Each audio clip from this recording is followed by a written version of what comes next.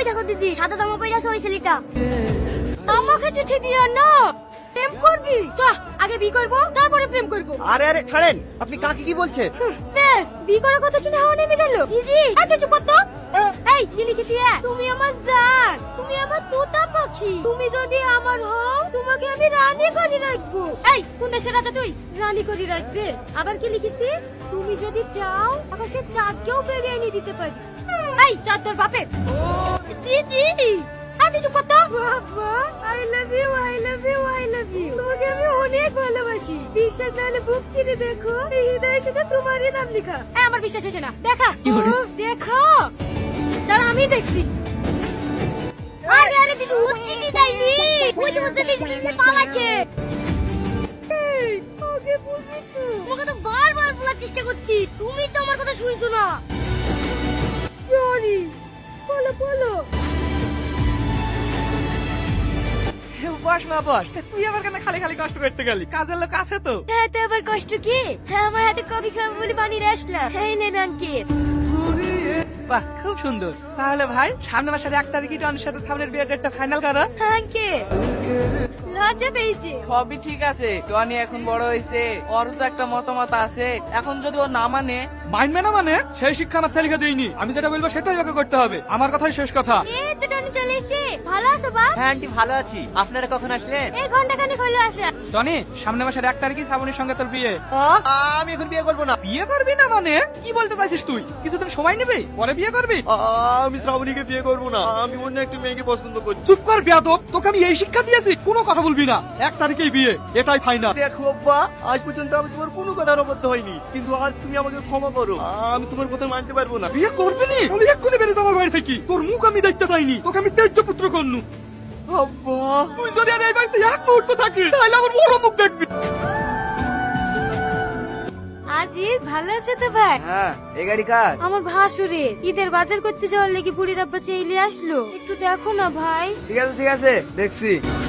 Case দিলে মেলা টাকায় লাগতো, আমার লাগি বেশি গেলি। লক করে 1000 টাকা দাও, দিয়ে চলে যাও। আমার তো সবই আছে, শুধু হেলমেটের লেগে যদি 1000 টাকা ঘুষ দিতে হয়, তাহলে 1020 টাকা দিয়ে কেস নিয়ে নেবো। হ্যাঁ, কেস নেবে না? শালা মানুষের উপর করাই তো, এই জন্যই তো রোগীর সাথে সম্পর্ক রাখিনি। স্যার, আপনি যত পারবেন কেস দিতেন, আমার কেউ হয় না। এই বোন, তোকে পানি ভরি লাগে তো। ঠিক আছে, নিয়ে আসছি। এই রীতি, ও তোর বড় বোন না? বড় বোন কে হুকুম করে? একটা হুকুম করলে তো কি হলো? গায়ে ফুসকা পড়ে গেল নাকি? সব সময় বড় মেয়ে বড় মেয়ে। লাও বাপ, খেয়ে লাও। না না মা, আমি খেতে পারবো না। তাই বললে হয়? তোমার লেগে আলাদা করে ভালো ভালো মাংসগুলো তুলে রেখেছি। এই 2 পিস লাও। লজ্জা থেকে কি আর এই বাড়িতে আসে? এবার যা করলেন করলেন না, পরের বার একটু খেয়াল রাখবেন। এভাবে আমি কিন্তু ভিখারির সাথে বসে খেতে পারবো না। আমারই ভুল হয়েছে, একসাথে খেতে বসলাম। মা, আমি এখানে খাবো। এই জায়গা আমাদের লেগে না, মা সব ঘরে কি কাজ? থাম, দেখে বাঁচা যায় না। ওকে, তোমার কি হয়েছে? কাঁদছো কেনে?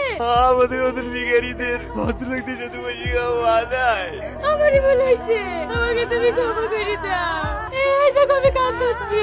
আর জীবনে তোমাকে বাড়ি বাড়ি আসার কথা বলবো না। আরে তুমি এরকম করছো কেন?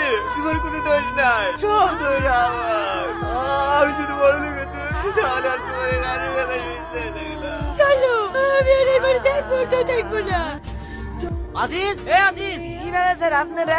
চল থানায়, ঘুষ খাওয়ার অপরাধে আমরা তোকে অ্যারেস্ট করতে এসেছি। না না স্যার, আমি তো জীবনে ঘুষ খাইনি। ঘুষ খাসনি? আমাকে ক্ষমা করে দেন স্যার, আমি ভুল লেগেছে। এরকম কাজ আমি আর জীবনে করবো না।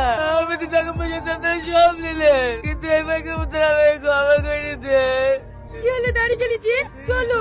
একটু দাঁড়াও। এসব ন্যাকামো শোনার টাইম আমাদের নেই। যা উলার কোর্টে কি বলবি? এই তো লোকে। হ্যালো, একটু দরকারের জন্য ফোন করলাম। রাধানগর থানার এসআই শাহিন বোস একটা আসামিকে অ্যারেস্ট করতে এসেছে। আপনি একটু বলে দিন যেন আসামিটিকে না তোলে। এই চোখ একটু দাঁড়ান স্যার। আলাদা মানে? এই তুই কে রে? তোর বাপ ফোনটা এসে, ফোনটা ধর। Yes sir. হ্যাঁ ওকে স্যার, আমি এক করে ছেড়ে দিচ্ছি। অফিসার, ও ওনাকে ছেড়ে দাও।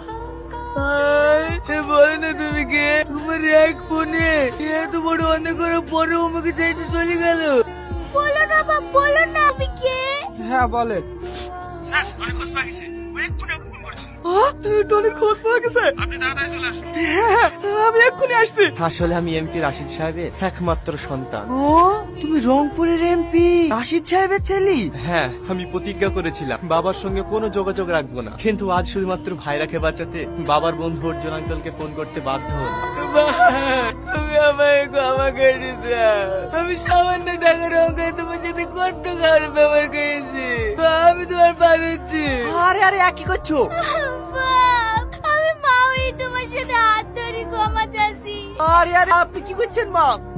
টনি, হাই বাবা, তুই বুকে আয়। আব্বা, শান্ত হও। আমার নাতনি কই? আমার নাতনি, হাই আমার বুকে আয়।